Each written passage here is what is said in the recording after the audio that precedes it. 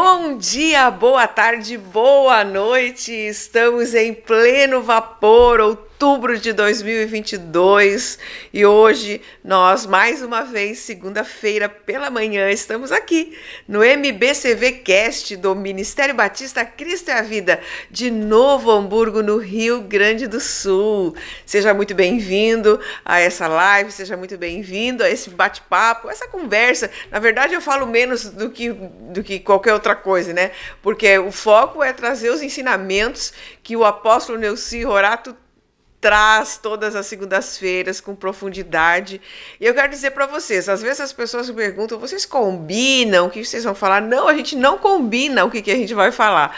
A gente vem e começa a falar sobre um assunto e de repente já vai para outro, é inspiração mesmo. E é maravilhoso, né? Quando a gente pode estar próximo a pessoas que têm esses arcabouços de sabedoria, de conhecimento, né? Então, muito bom podermos participar disso. Então, você também é muito bem-vindo, você é um privilegiado também que está aqui no nosso feed, né? Então, bom dia, apóstolo. Bom dia, pastor Eliane. Bom dia a todos que nos assistem. Um lindo dia para todos. E usando esse gancho que a pastora falou, se a gente combina, não. Como é que a gente consegue preencher esse tempo e trazer algo proveitoso para a vida? Porque a gente começa o dia desejando um lindo dia, um dia proveitoso. E quando a gente tem essa visão da vida de desejar o melhor, se esforçar para fazer o melhor, para dar o melhor, para ser o melhor, a unção de Deus está aí. A graça de Deus potencializa essas coisas. Ah, que legal, parabéns, porque né, o pastor tem sido assim, ó, uma pessoa super resiliente, né? Então o pastor ele nos surpreende às vezes, né? Mas graças a Deus por isso. Bem, nós estamos falando sobre igreja. No último episódio, a gente estava comentando sobre essa questão da importância da igreja dentro da nossa sociedade, dentro da comunidade, e não só isso, dentro da nossa nação e dentro do mundo. A igreja tem uma função, a igreja tem um propósito definido a cumprir. No entanto, a gente discutia sobre essas questões que existem, se existem igrejas ruins, se existem igrejas boas, quais são essas igrejas, como que a gente vai chegar e perceber, né, o que está sendo ministrado, qual é a visão da igreja, enfim. Foram esses assuntos que nortearam a nossa última conversa. Mas eu deixei no final uma pergunta, e uma pergunta capciosa, porque hoje talvez a gente mexa com algumas estruturas ou com algumas vaidades quando a gente faz esse questionamento e busca uma resposta. E a pergunta que foi deixada foi: até que ponto um pastor pode interferir na vida pessoal, na vida familiar, na vida econômica, ou seja, em todos os aspectos da vida da sua ovelha, né? Porque a gente vê aí que às vezes tem ovelhas, e a gente terminou falando isso, que não compra uma casa, que não compra um carro, que não casa, que não nada, né? Ela não se move se o pastor não disser, vai por aqui, vai por ali ou vai por lá.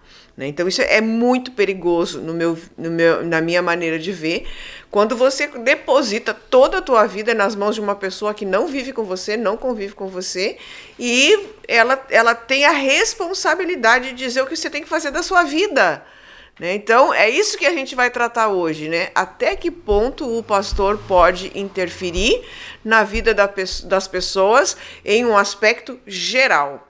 Pastor, vamos lá, vamos descascar esse abacaxi. É algo muito importante que a pastora pautou para nós esmiuçar. Uma coisa interessante. No momento que você escolhe uma igreja,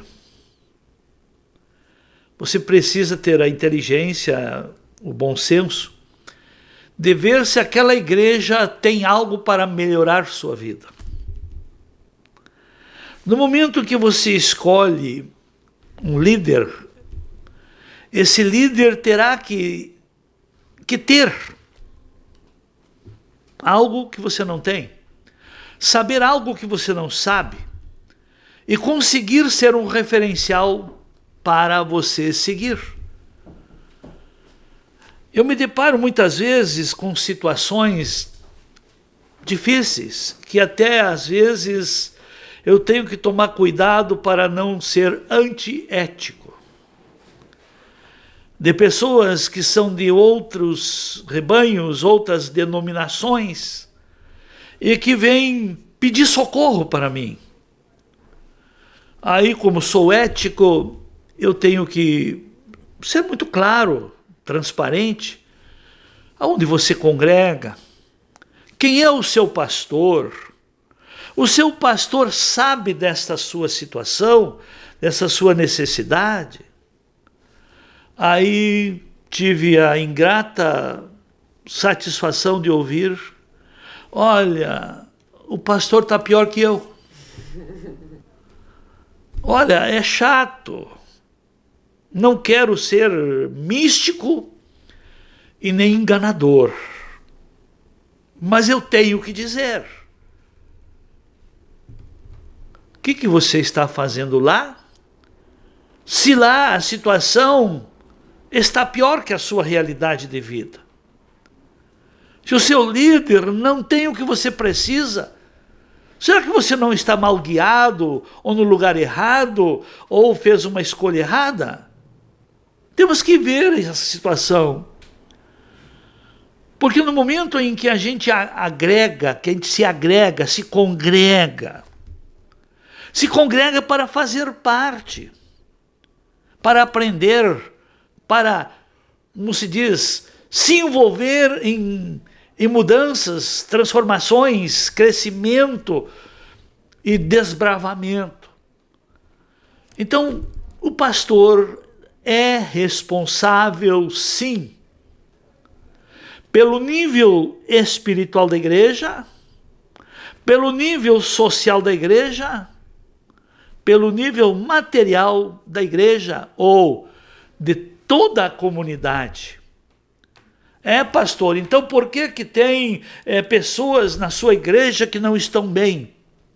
Sim, o ensino é dado, mas tem pessoas que estão muito bem, estão indo muito bem, porque levam a sério, praticam o ensino que é dado. E os que não levam a sério os ensinos que a igreja oferece, os expedientes, as oportunidades para a pessoa aprender, para a pessoa servir, para a pessoa fazer parte de desafios, então aquele que não leva a sério não tem por que mudar de vida. Deus é Deus da sabedoria, Deus é Deus da justiça. Por que razão Deus vai abençoar alguém que não tem projetos de vida? Alguém que não tem autodisciplina, que não tem interesse e luta pelo bem, pela melhora, pelo crescimento e por ser solução? Deus é Deus de justiça. E por ser Deus de justiça, tem igrejas pobres e tem igrejas ricas.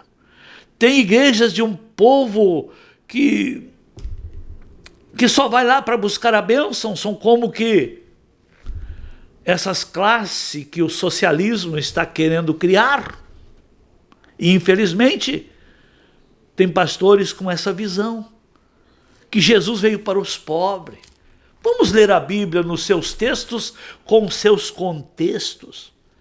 Quando Jesus fala das bem-aventuranças, ele fala lá no capítulo 5, versículo 13, ele diz bem-aventurado. A palavra bem-aventurança significa que você terá suas aventuras bem-sucedidas. Ser bem-aventurado é ser bem-sucedido nas aventuras que a vida propõe. E Jesus diz que você será bem-aventurado, será bem-sucedido, se você for humilde de espírito, ou pobre de espírito, não pobre de mantimento, de recurso, de condições e de sabedoria. Pobre de espírito. Ser pobre de espírito é ser dependente de Deus. Olha uma das orações que o salmista fez: ó Deus, olha para mim, eu sou pobre e necessitado. Agora eu pergunto, o nível social de Davi era de pauperice? de escassez? Não.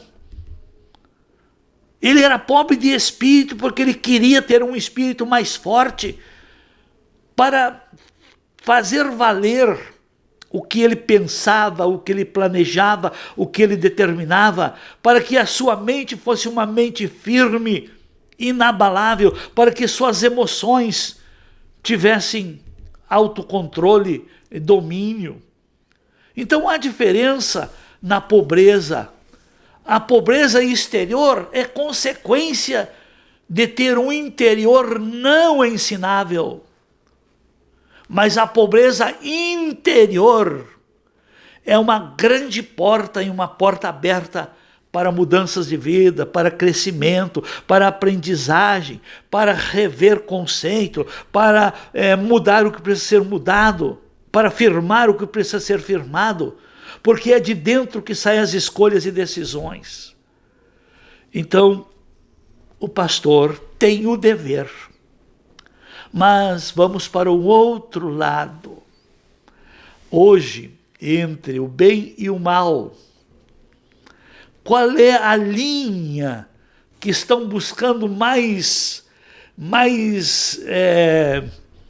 legalização, mais institucionalização? Observem, essa política contaminada pelo esquerdismo e comunismo, ela institucionaliza, ela legaliza, ela empodera minorias que se tornaram minorias porque as intencionalidades, as práticas, a cultura daquelas minorias não oferece futuro, não oferece bem-estar, não oferece continuidade, não oferece perpetuação. Então, a maneira que o diabo, para implantar o seu governo, ele institucionaliza, ele legaliza, ele cria leis para proteger ou para empoderar aqueles que estão na prática do mal. Agora a gente tenho ouvido nesses últimos dias, por conta de que a eleição já está aí, né? Segundo turno, sobre a questão da liberdade, né? E eu vejo muitas vezes, apóstolo, alguns pastores evangélicos que conhecem a palavra de Deus, que pregam a palavra de Deus, falando sobre apoiar a liberdade do ser humano, que o ser humano precisa ser livre. Enfim, eu penso que não é o que... A questão da escolha nessa segundo turno não é o que é melhor, o que é pior, o que é bonzinho, o que é malzinho. Não tem nada a ver com pessoas, né, apóstolo? E também, então eu queria também que o senhor trouxesse um pouco disso, porque às vezes os pastores, eles entram num engodo, numa dificuldade para entender essa questão e querem doutrinar o povo com respeito a essas questões de pobreza, que a gente tem que ver os pobres, confundem a área social da igreja com o comunismo. Se comunismo fosse bom, a Rússia ainda era comunista. A maior potência, ou segunda maior potência do mundo, já ainda era comunista. Por que não é mais? Então, são questões que a gente precisa pensar sobre essas eleições, né? Verdade. Se o comunismo fosse bom, onde é implantado esse regime, não proibiam as pessoas de fugir, ao ponto de até construírem muralhas para o povo não fugir. Então vamos ver uma coisa aqui, vamos olhar os nossos países ao nosso derredor. Não precisamos ir lá para a Europa, vamos ficar aqui na América do Sul. Quantos brasileiros querem se mudar para a Venezuela? Quantos venezuelanos querem vir para o Brasil? Está sendo proibido, porque senão vai sobrar pouca gente lá. E o Brasil também não tem condições de atender mais um país. A outra situação que está também seguindo esse caminho, a Colômbia, a Argentina, o Chile, todos esses lugares ali onde a esquerda manda, o povo se sente oprimido ao ponto de preferirem largar tudo o que tem e sair para salvar a vida, para salvar a liberdade de culto a Deus, para salvar a liberdade de continuar com privacidade familiar, de ter a sua família, de poder ter os seus filhos e educar os seus filhos. Então, nós estamos diante de uma escolha, e muito crucial, e muita gente está indo no papinho, que vai aumentar salário, que vão comer picanha, que vão misericórdia, que vão construir um país de verdade. Pois olha, quero dizer para todos, olha os frutos. Quando a economia era boa, quando a riqueza era imensa que o Brasil tinha, foi governado por gente mal intencionada e quebrou o país. E o atual governo pegou um país quebrado, e mais a pandemia, e mais a esquerda, obrigando o povo a ficar em casa, tirando as liberdades, tirando o emprego, deixando faltar o produto para inflacionar. E agora acusam que esse governo não presta porque a inflação chegou aqui por causa de quem? De quem luta pelo mal, de quem quer o mal, de quem impede a pessoa de trabalhar, de quem fechou igrejas. Então, minha gente, e agora vem de bonzinho, cheio de paz e amor, e só mostra o erro dos outros, ou as palavras muito confrontativas do outro lado.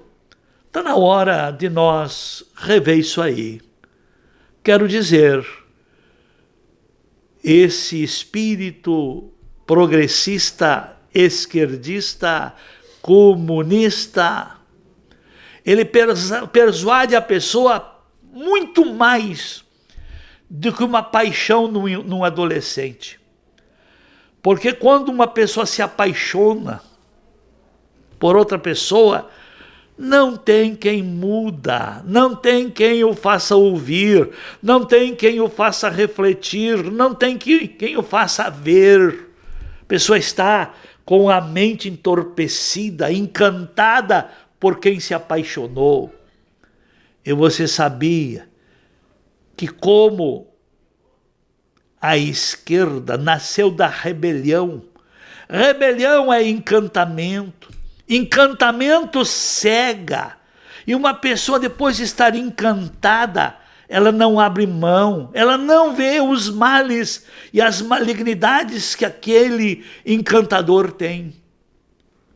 E acaba indo como boi de boiada para o matadouro. Nós temos esta semana para refletir em quem escolher. E posso até lhe dizer, você que tem vindo aos nossos cultos, nós temos na nossa concha de entrada, ali um painel que eu construí, 4 tipos de pessoa. O perfil de 4 tipos de pessoas. E está uma frase em cima, com quem eu me identifico. Está o perfil de uma pessoa sábia. Está o perfil de uma pessoa inteligente. Está o perfil de uma pessoa comum. E está o perfil de uma pessoa tola ou medíocre. Mas aí está uma frase com uma interrogação. Com quem eu me identifico? Nós temos agora, no próximo domingo, a oportunidade de nós confirmar nossa identificação para o governo do Brasil. Com quem você se identifica? Eu, quando preciso de alguém para me representar, para fazer algo importante ou para administrar as coisas que eu faço parte ou que eu dependo, eu invisto em pessoas com quem me identifico. E nós temos a oportunidade agora, nesse domingo, de nós investir na nossa gestão, na gestão do Brasil. Porque se o governo fizer uma má gestão, nós vamos sofrer consequência. Se o governo começar a fazer alianças com linhas malignas, nós vamos sofrer as consequências. Então você, o seu voto, é a única coisa que você tem para você apresentar a Deus. Deus, eu peço a tua ajuda. Eu apostei nesse homem. Eu abençoo a vida dele. Porque dentro dos valores que eu tenho de Deus, da família, das verdades, e dentro do que eu quero para o meu país, liberdade, escolaridade com valores, com princípios, e não com doutrinações malignas. Então, se você votar da maneira certa, você pode dizer: Deus, eu votei. Eu votei em alguém que se identificou comigo.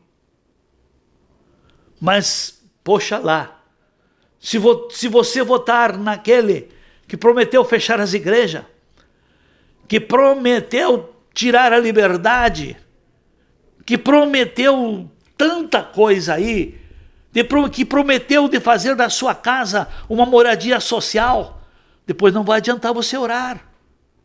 Se você votou em quem faz o mal, projetou o mal, e tem um plano de governo mau, e se porventura esse governo vier, você não tem mais nem ajuda de Deus, porque você semeou, e a lei da semeadura, ela é muito linda.